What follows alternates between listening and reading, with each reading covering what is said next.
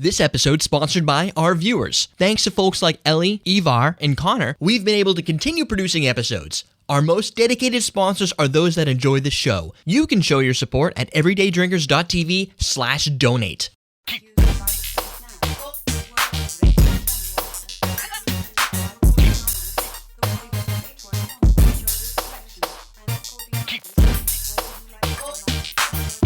Welcome to Common Man Cocktails. I am your host, Derek Schomer, and today we're going to create the Dark and Fluffy.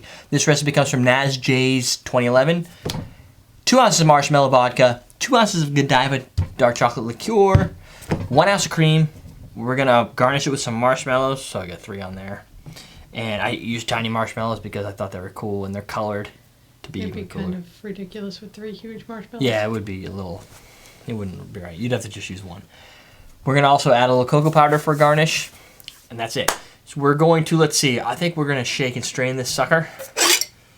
So there you go. We're going to put it in a cocktail glass. Good to go. Let's do it. So let's go, we'll go 1 ounce of cream first. That's a lot of cream.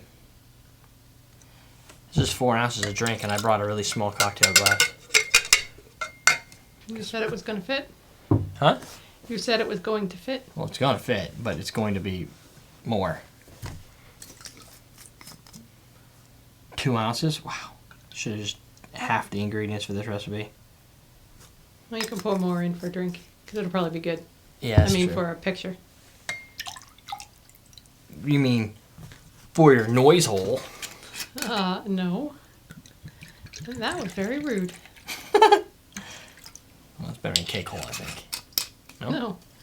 What's a good way of saying that, then? That's smart. There is no good way. Come on. It's got to be something that's kind of hipster.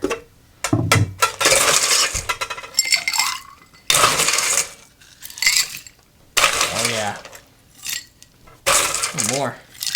I'm going to shake this guy up real good.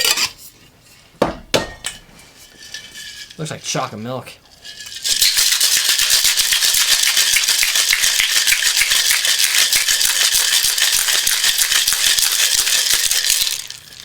It basically is. Chocolate milk? You have It's true. cream and chocolate liqueur. And the marshmallow. We haven't got to use marshmallow in a... Stop that. In a cocktail yet, right? So this will be the first. Yeah, I think so. You always use whipped. Yeah, because we didn't have the chocolate. So No, you didn't have the marshmallow. So we throw a little marshmallows in there. We'll let them float right on top. Oh, yeah. A little chocolate powder garnish. Probably not too much. Of course, it's easy to go overboard, I guess. If you're not going overboard, you're not doing it right. Yeah! So, in the end, you've got the dark and fluffy. Seems pretty fluffy, and it's definitely dark. There we go. I feel like a priest here. Alright. Well, it smells like chocolate now.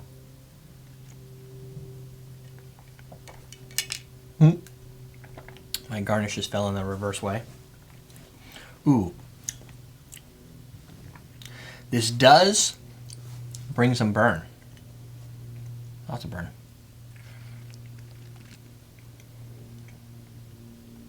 The chocolate on top is killer. Gives it a nice, dark, rich chocolate taste right off the start. Gotta be honest with you though. The dark chocolate liqueur is taking the show.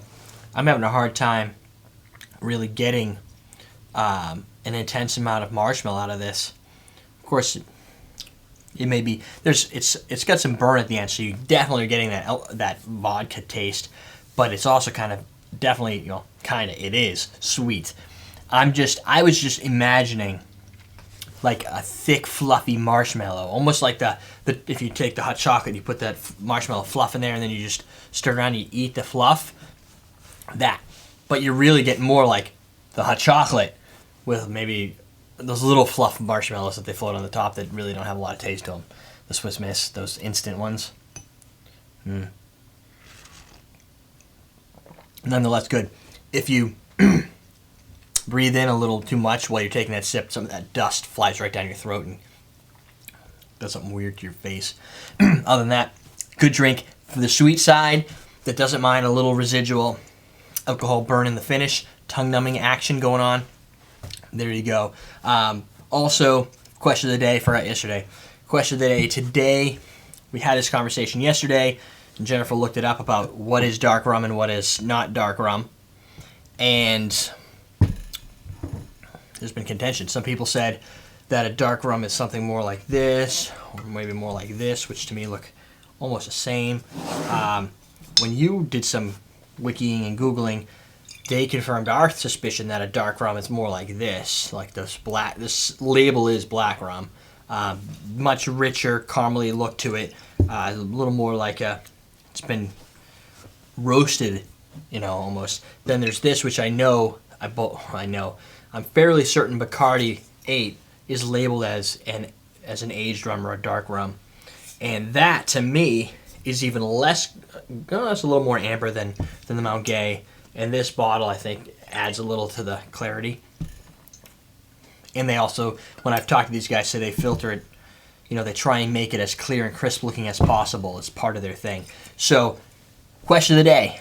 Do you consider Black Seal or Cruisin' Blackstrap to be your dark rum? Or when you think dark rum, you think something more along the lines of this amber color, a little more than gold. What's a good gold? Myers calls this a gold. It's a lighter color, even more so than this. These are more amber. What do you guys consider a dark rum? That's your question. That's a lot of rum. Whoa! And you got your drink, the dark and fluffy. Thanks, NASJ 2011. EverydayDrinkers.tv. We're teaching you how to drink.